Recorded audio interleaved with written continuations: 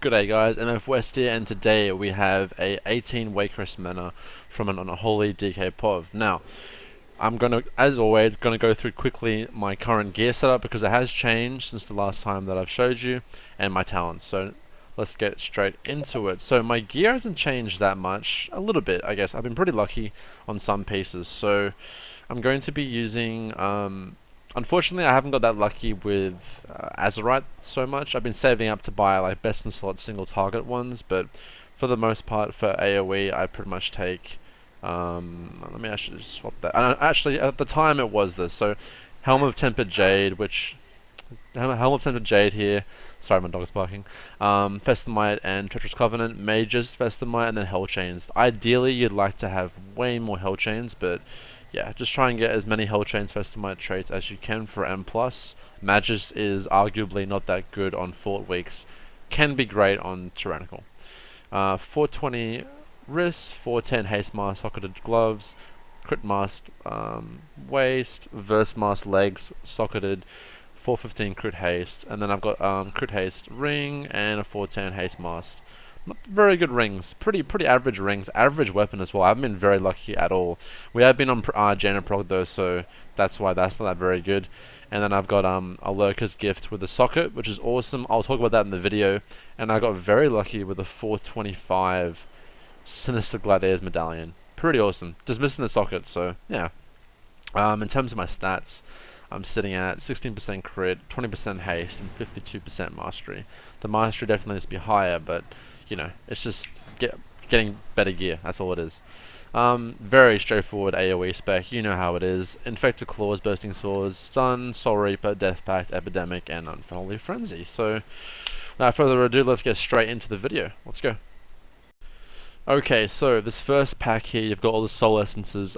Basically, on any affix week, the tank will grab them all, and you can just pretty much AoE them down. Because it's teaming Quaking in Waycrest Manor, you just got to be careful and make sure that you spread out when it comes to Quaking, because that's going to be definitely your highest damage taking ability at the end of the dungeon. So, now with 18 Waycrest Manors, in general, it's one of the most favored keys for Unholy because you can pretty much do the funnel strategy where you can do reaping on almost every boss.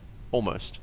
It depends on which door you get, there's different combinations, but we play it safe and we don't do like the humongous pulls with reaping and adds onto bosses. Hopefully I can get some clips of us doing that eventually, but for this video we do not do that. We play it kind of safe, and we safely one chest with about 4 minutes to go, so by all means, maybe we could have actually pushed it more.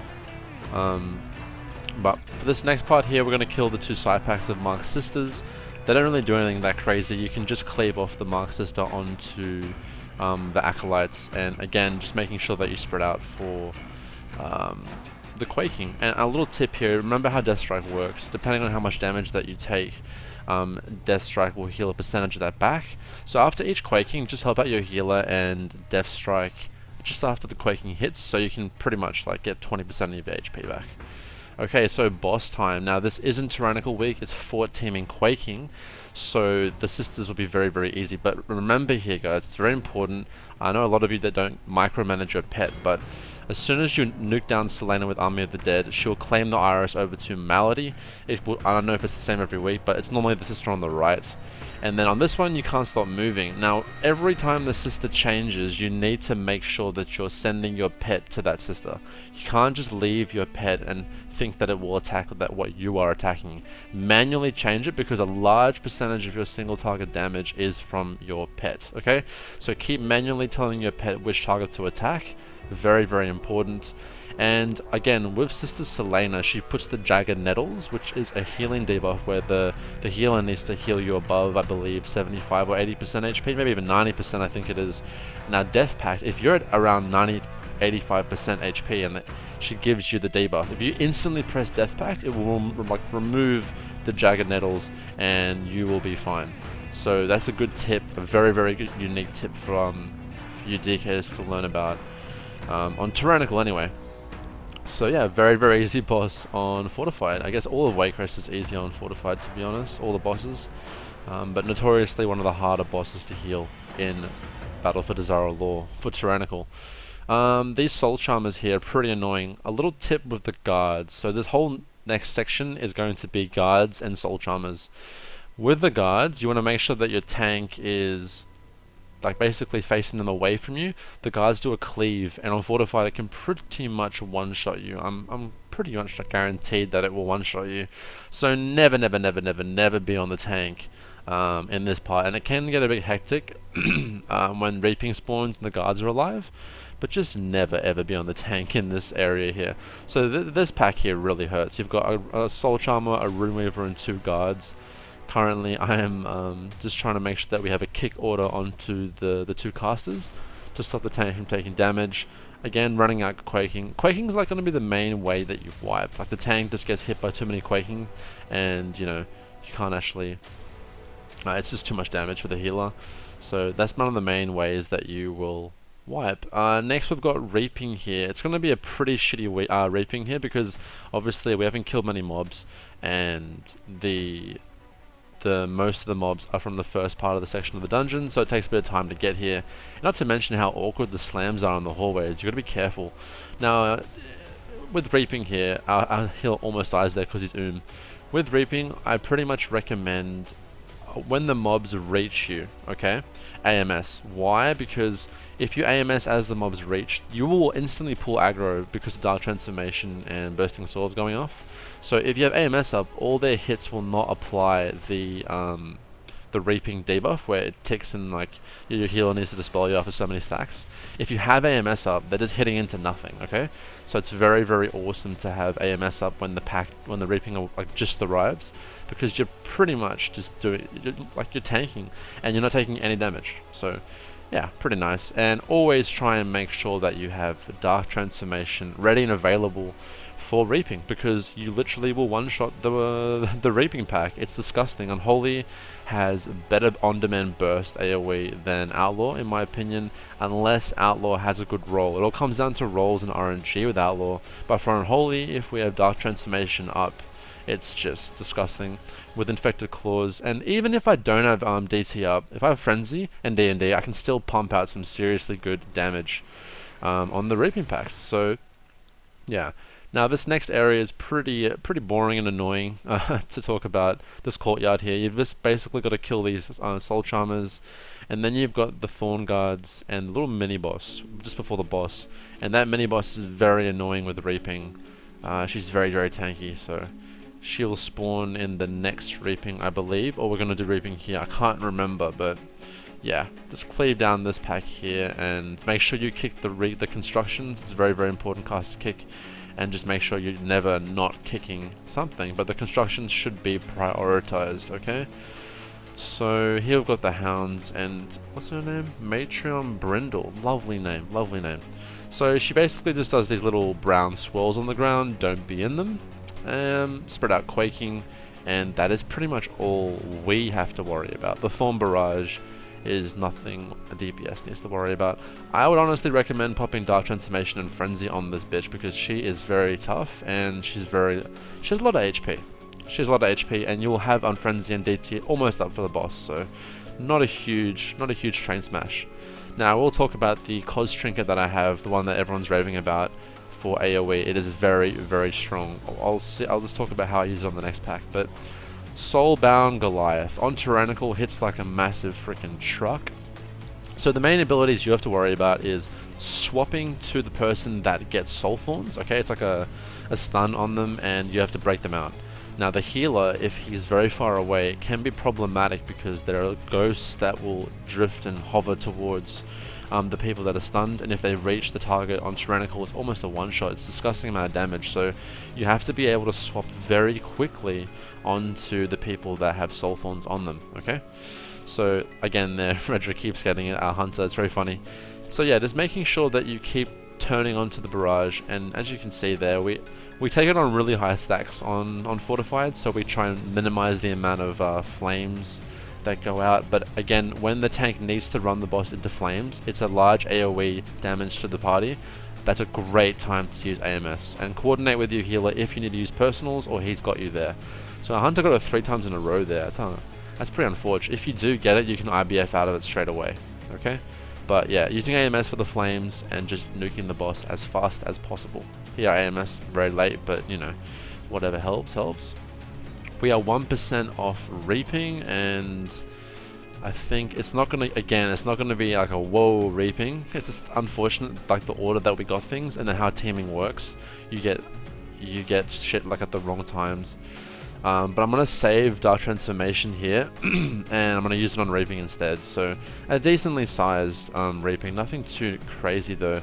It's going to proc in the wave, so I'm only going to be sitting on about 40k DPS, 30k DPS. So here I use my Cos Trinket, Dark Transformation, Frenzy, D&D, and then AMS, and then spam Scourge Strike, while kiting in and around the D&D, dodging slams, okay?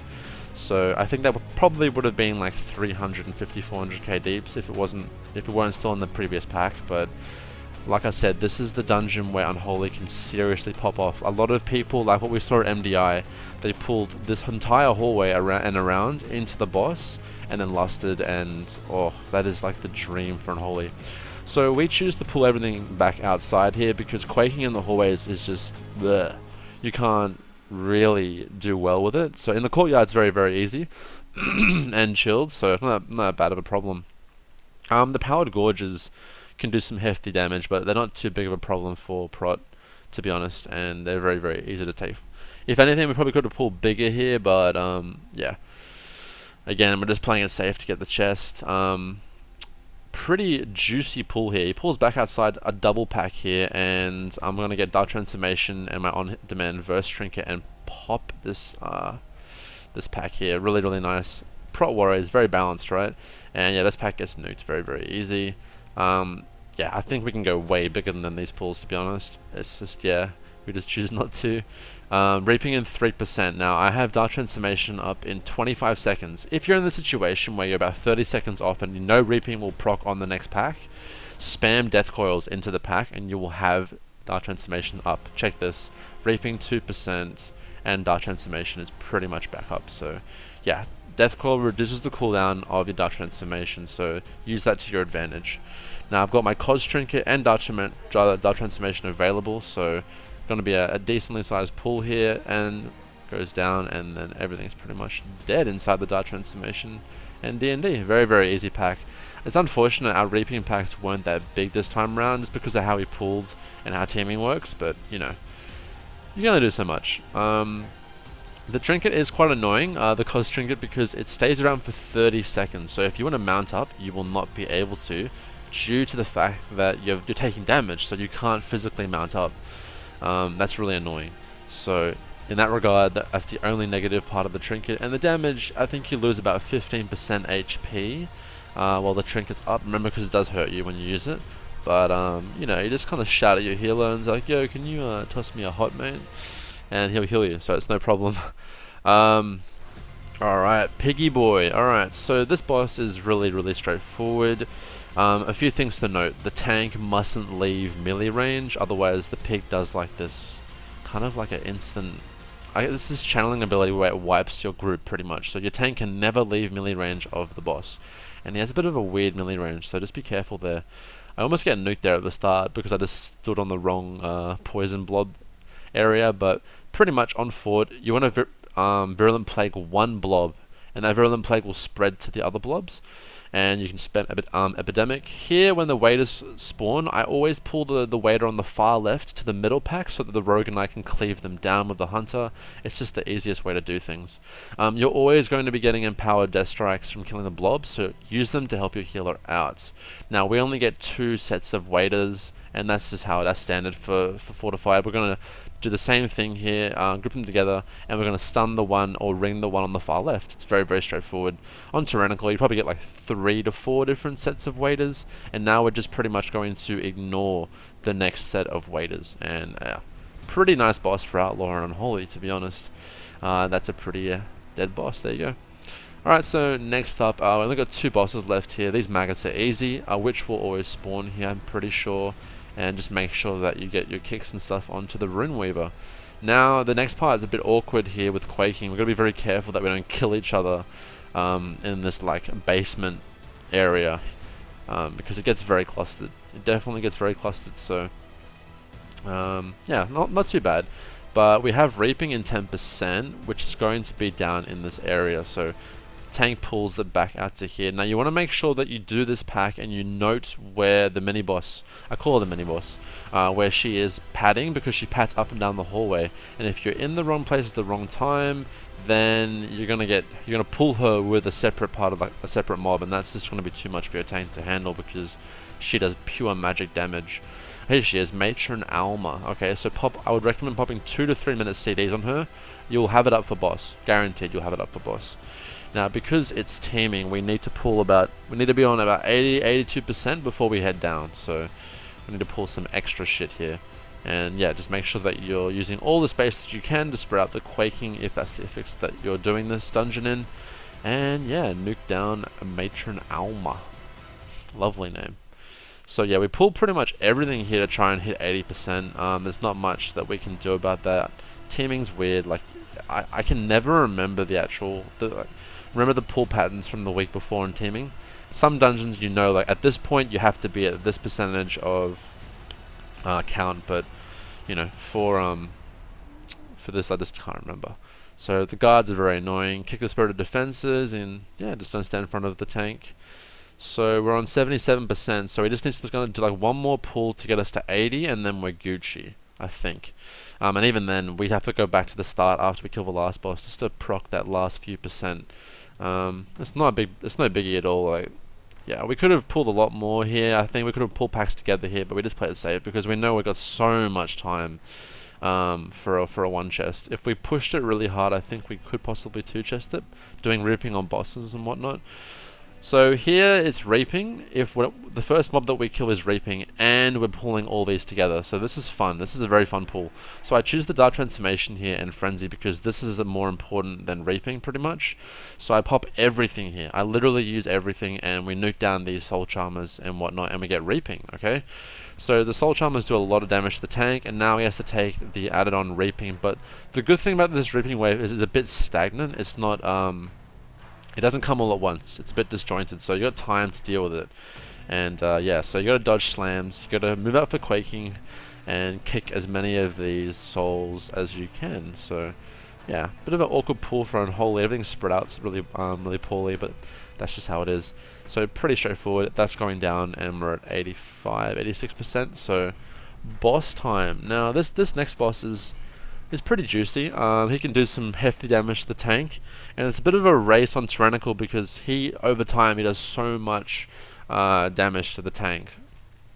So we eat here, we get quaking, and we're going to go. So I'll give you guys a huge tip for Lord Waycrest. He targets random people. Here it is, it's going to be coming now. There, he just target the rogue with a pathogen. You can look who he's about to target, and you can AMS if it goes onto you because it's a magic debuff, okay? So if you AMS before, so you see him target you, press AMS within one global, and he will the pathogen, you will not need to move out of melee range, so you can just keep mongoing the boss. That's very nice. Rogues can cloak it as well, and yeah, that's pretty much it. So yeah, very very cool to have. Kind of like a Taldazar, the first boss, the T-Rex, you can AMS the fear. Same thing here, you can AMS it before it goes out. Same with King's Rest first boss, you can AMS before the spit goes on you. So pretty nice. When Lady Waycrest comes out, you still focus Lord Waycrest and cleave onto both of them here. Pretty nice fight for our group, and very very easy on Fortified. Very straightforward. So nice. These next mobs are very very scary. A lot of people underestimate how much damage these little fellas do. You need to take full advantage of your AoE stuns here and make sure someone's baiting them out. What the ideal situation is, someone runs out because they leap to the furthest person away. So someone leaps out, goes to max range, and then uses a defensive. They all jump to them. And then you rotate it, so another person goes max range, and they all jump to that person, and they have a new defensive to use. So, or you can just literally one-shot them and yeah, hope for the best, which is what we do pretty much. And yeah, nothing too bad. On raging, these things are disgusting. You have to make sure that you have stuns for when they rage. But yeah, so we're going on to last boss, and we have 8 minutes left. 20 seconds on the two chest, and we're only at 90% count. So we're going to talk to the dude at the top of the stairs after we kill the last boss, and go back to the top section. So we mispulled a little bit. But yeah, it's just, again, we forgot how weird teaming is. I think we'll be about 93-94% after we clear out all this trash here. So yeah, all in all, Waycrest is a pretty awesome dungeon on teaming. I think it's very fun, and you can do some crazy pulls. You'll see the biggest numbers that you've ever seen in your life on Unholy. I think the biggest pull I've seen myself doing here, if the detail meter resets, is 800k. So it all comes down to if you do massive pulls for Unholy and Outlaw to shine. So 93%. Okay, this boss, very, very straightforward. On Tyrannical Weeks, we pretty much always do reaping on this boss, almost always. So when the mob spawns, you have two ways to stop it. It has a cast, okay, like a channel, and you can stun it or you can grip the cast. The ad's cast actually stuns the person that it's on, so it's important that you use your pet stun, asphyxiate, and death grip to stop the cast from going off. This boss is getting absolutely nuked right now on Fortified. Now, when you kill the ad, someone has to go pick up the potion or elixir and burn the body. As you can see there, the monk just did that, and if you lose control of burning the bodies, they will just keep getting resurrected and it gets out of hand and you'll wipe, on Tyrannical especially. So you have to make sure that you're always on top of burning the bodies. And other than that, like, there's a the boss does a darkened lightning ability. Just kick it, have a kick order ready, and it's very, very easy, especially on Fortified. Like, nothing seriously hard here. Doing 31k DPS here on single target, which is awesome.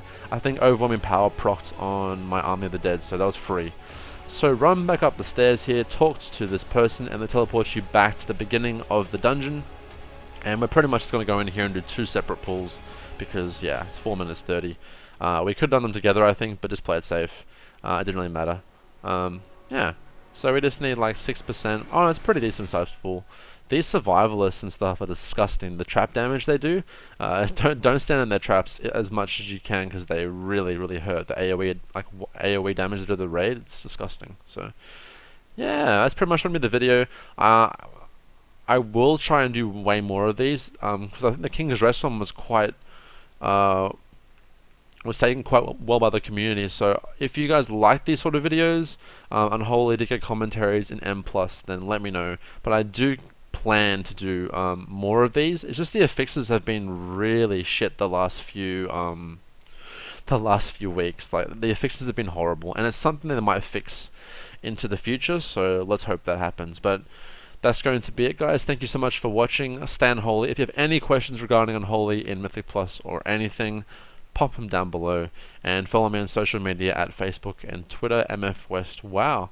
Peace. Stay Unholy.